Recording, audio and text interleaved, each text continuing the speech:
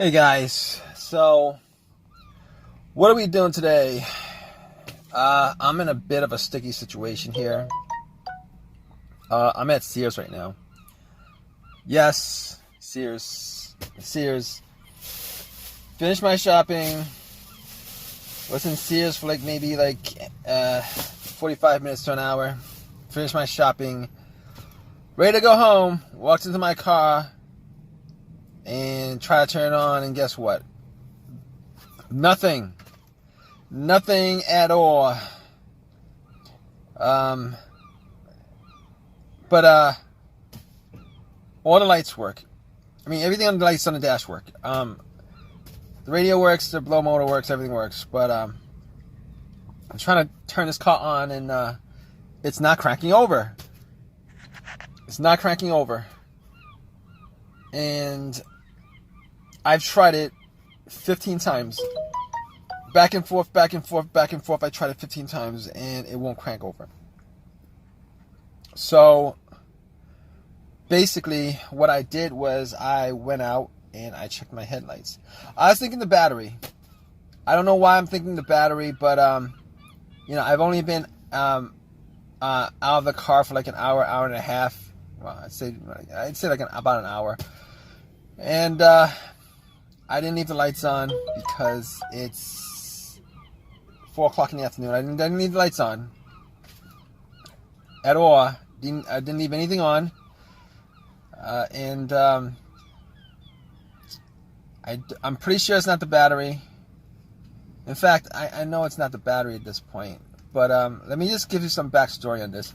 I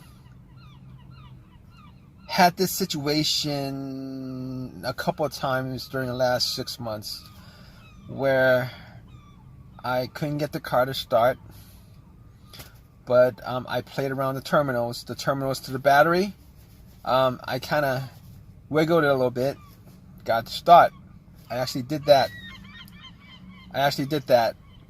about 15 minutes ago. Didn't do anything. So that's not the cause of it. About a month ago, I did have this situation where I was right in the morning. I was ready to go to work. I got into my car and it wouldn't crank. So I did it about 3 to 5 times, pressing the gas. 3 to 5 times I did it, and eventually it did crank up and it did start. This time around, I did it 15 times and nothing.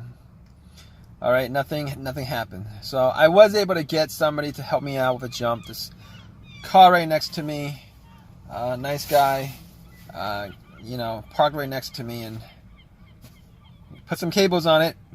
Nothing. Same thing. All the lights work. Everything else works in the car. Like all the internal electronics work in the car, but nothing else. It won't crank, and it's not the battery. Obviously, it's not the battery because I did try to jump it. And got the battery about a year ago. I don't think the battery has any issues. Because if once you put cables to it, it should work. But that didn't work. So it's not the alternator. I mean, I'm just troubleshooting at this point. It's not the alternator because the car would have to be running. It would have to be running, and then die out and then not start for that to be the alternator. And then you put cables on it, and then after you put cables on it, take it off. The car would die afterwards. So I've been through these kind of situations before. So I've had an alternator die on me while I was driving, and couldn't get the car to start. It wouldn't crank, but once you put cables to it from another car, or from an auxiliary battery or whatever, it will crank up and start. But once you take that power off, cables off, the car will die. I mean, most of the time, alternate issues happen when you're driving on the road, but that wasn't the situation. All right, this car was completely off when I got in here.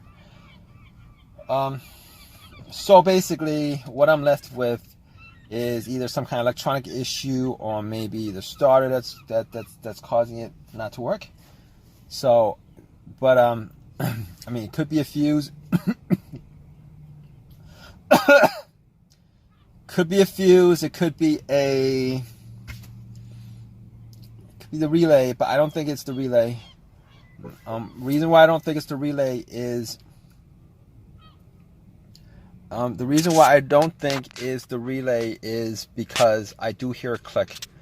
I mean, I hear a couple clicks actually. I've heard the car click. Couple clicks. I've heard the car click. Every time I try to start it, the car will click. It'll click. It'll click. It's like a click. So it'll click. So that means that there is power going to. There's power going to the solenoid. There's power going to the motor, but the motor's just not running. It's just not turning. The motor's not running. The motor's not turning. It does click, so there's power going there. Okay, it's not the relay, because if it was a relay, I wouldn't hear anything. It'd be just absolutely dead when I try to turn it on. So that's not the cause of it, and I don't think it's the fuse. I've had situations where fuses were blown, and it had issues. I had issues starting the car because of it. But it's not that either, and I know it's not because, well, fuses and cars not starting. There's most of the time there's normally two ways you can figure that out. One way is if the car cranks but won't start. I mean, well, if the car cranks but won't turn over, it might be the fuse. It might be the fuse, not 100% the fuse, but it could be a couple other things. But one of the fuse would be one of those issues. Or if there is no electricity at all going to the car, like you won't have any kind of lights at all. It'll be like if it was disconnected from the battery, nothing at all. So if that's the case, then it could be a fuse, a blown fuse, a main fuse or whatever. But that's not the case here, because I am getting a lot, electricity. I am getting everything works, except it won't crank over. That's the problem. So my only option after this is to bump the starter, which I will do. I will bump the starter, see if I can get it to work one last time, and if it does turn over after I hit it with a crowbar, which I do have a long crowbar. I'm going to try to hit it with a long crowbar and see if it does work. That's pretty much my last option at this point, after troubleshooting all of this. Now I will say that my starter on this car, I changed it out maybe like a year and a half ago. So I changed the starter out a year and a half ago. I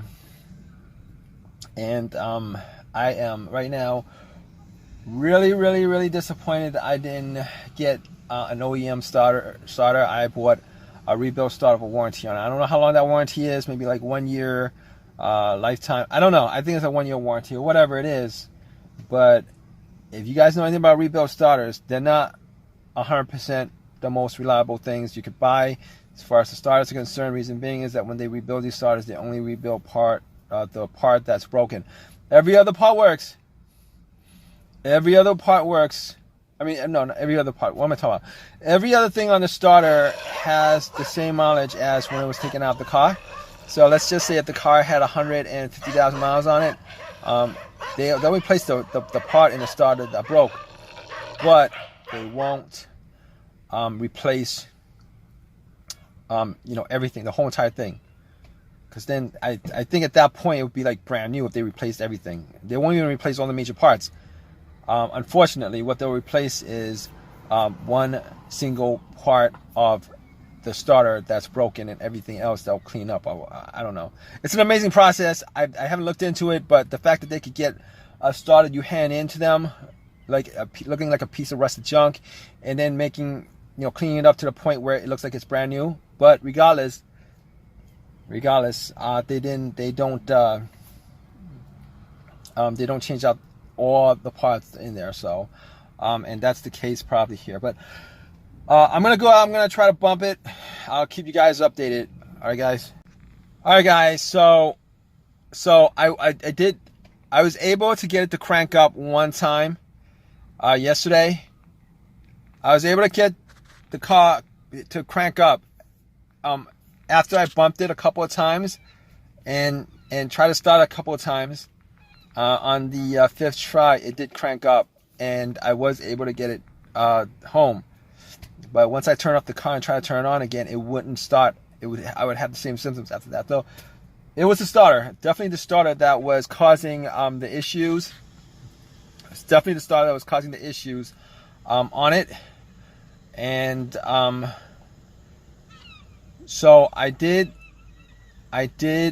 change the starter, and I did buy a used starter on eBay. I ordered it. I actually bought it. I went to a junkyard that very same day, got it, and I'm pretty sure that starter had, like, you know, it's a used starter. It's an OEM starter. I wasn't gonna get like a rebuilt starter again, knowing what I know about rebuilt starters. So I put that in. Hopefully there was like $40 or whatever, and hopefully it'll last me a lot longer than this rebuilt starter has. So I mean, that's I've had experiences with rebuilt alternator starters. They go out. After I put them, installed them, they go out. I've had an alternator that I went out like about a year and a half after I put it in. It's not supposed to do that. It's supposed to last maybe like 150,000 miles, 125, 150 before it goes out. So it wasn't the worst situation, but I really wish that situation didn't happen, because I lost so much time. Hours and hours. Well, I did lose 30 minutes yesterday, about 30, 40. I lost an hour yesterday, and then today I lost maybe like 2 hours putting it in. But hey, but it is what it is. Stuff happens. Back on the road again. But so if you guys have any questions, you know, comments or whatever, feel free to leave your comment in the comment section. Please give me a thumbs up. Please subscribe. All that good stuff. All right, guys, take care.